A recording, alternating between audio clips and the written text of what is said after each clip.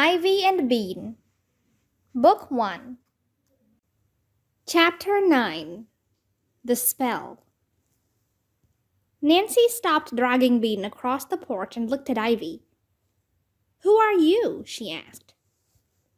Ivy smiled and slitted her eyes.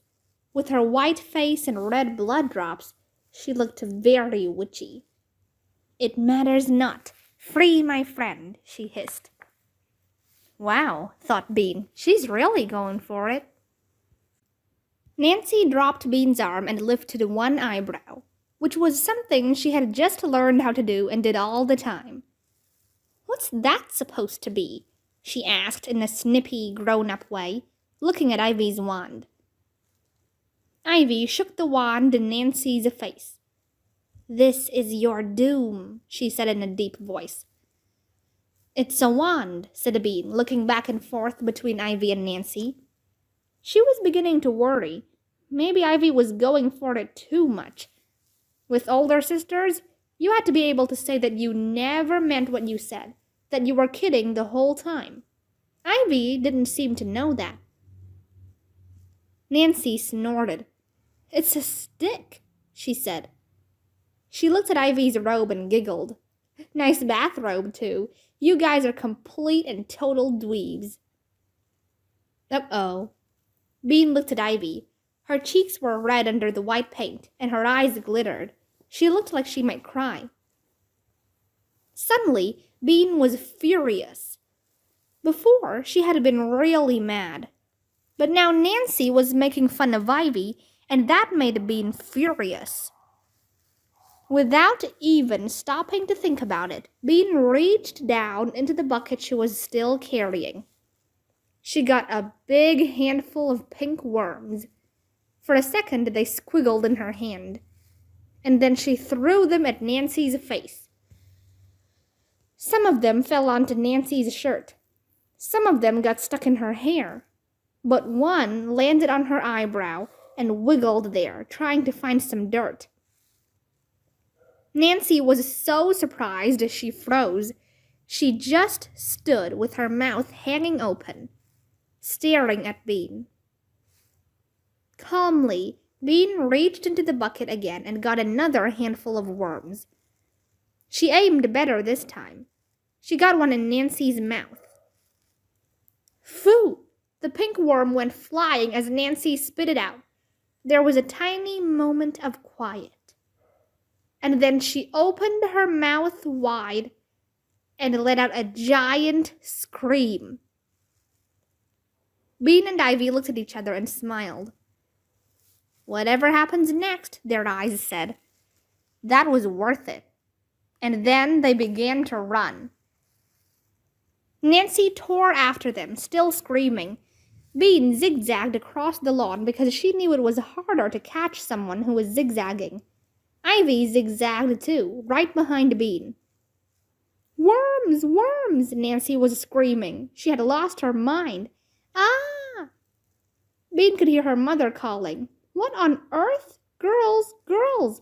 Bean and Ivy ran around the trampoline with Nancy close behind. They jumped over the hula hoops and the stilt and headed for the trees. Nancy followed, still screaming. She was right behind them. She was so close she could almost grab the soft folds of Ivy's robe. She was just about to get it. "Help!" squealed Ivy. Bean gave a yank and pulled the robe away in the nick of time. Ivy and Bean swerved for the playhouse. Maybe they could get inside it before Nancy tackled them. "Come on!" Bean yelled. Together, they jumped over the worm pit, squeezed into the playhouse, and slammed the door.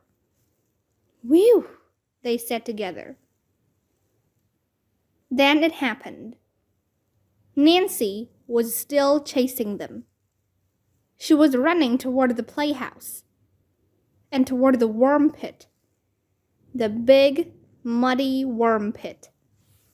Bean and Ivy knew it was there, but Nancy didn't, and she didn't see it. She charged toward the playhouse, and whoops! Her foot landed on the side of the muddy pit. Ivy and Bean looked out the playhouse window, and they saw Nancy skidding on the slimy edge of the hole. Back and forth she wobbled, trying to keep her balance. She kicked out one foot. She waved her arms wildly. She kicked out her other foot. She waved. She kicked. It was perfect. "She's dancing!" yelled Bean. "The spell worked!" yelled Ivy. And just at that moment, with a sloppy, gloopy thud, Nancy slipped off the edge and landed in the muddy goo at the bottom of the worm pit. Chapter 10. No Dessert. "No dessert," said Bean. "No videos for a week. But at least they didn't make me stay in my room." Ivy was sitting next to Bean on her front porch. It was almost dark. They watched the bugs flying around the streetlight. "I don't think they're really mad," said Ivy. "You don't?" They had seemed pretty mad to Bean. "They have to act mad so they'll seem fair to your sister," Ivy said. But your mom had this little, teeny smile on her face when she pulled Nancy out of the pit. She thought it was funny. Bean smiled, too, remembering. It was funny. It was great. Nancy said she's never going to speak to either of us ever again. And she took back the coloring book she gave me. Well, she never spoke to me before today, so that won't be any different for me. It'll be better for me, but I bet she doesn't stick to it. Bean yawned. It had been a big day. She turned to Ivy. "Do you think the spell is what made her dance?" "Of course." Ivy sounded very sure. But after a minute she said, "I didn't have time to say the spell, really. I just sort of thought it at the last second." Bean stared into the shadowy yard. "Maybe that's why she didn't dance for very long, because you only thought the spell instead of saying it." "Next time I'll say it again." "You're going to do it again? On who?" Bean asked. "I was thinking about that Mrs. Trance," said Ivy. Bean pictured Mrs. Trance kicking up her feet on the edge of a muddy pit. It would be a beautiful sight. "Can you teach me to burp like that?" asked Bean. "Sure," Ivy said. "Maybe I'll try something new on Mrs. Trance, like a storm of grasshoppers." "Is that a hard one?" "No, but we have to start with a lot of grasshoppers," said Ivy. "It seems like all the spells have bugs in them," said Bean. "Not all of them," said Ivy. "Potions don't." "Potions. That sounded fun. Let's make a potion," Bean said. "Okay," Ivy said. "Tomorrow we'll make potions."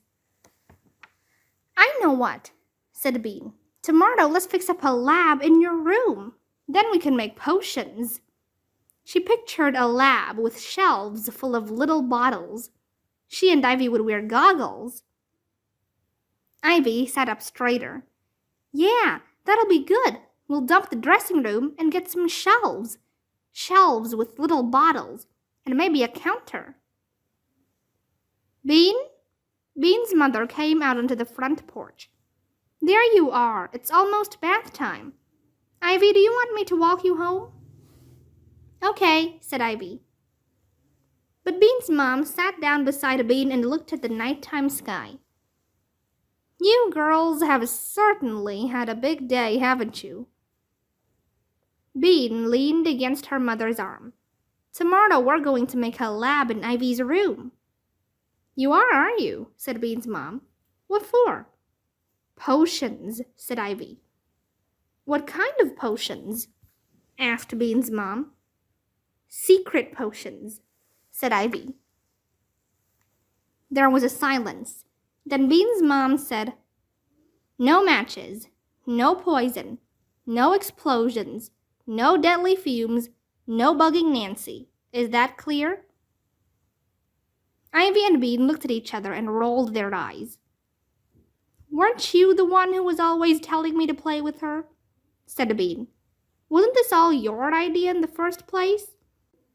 Bean's mother smiled at them in the dark. The light on Ivy's porch came on, and Ivy's mom stepped out the door. She waved across the street. Time to come in, honey. Down the stairs and across the circle she came in the moonlight.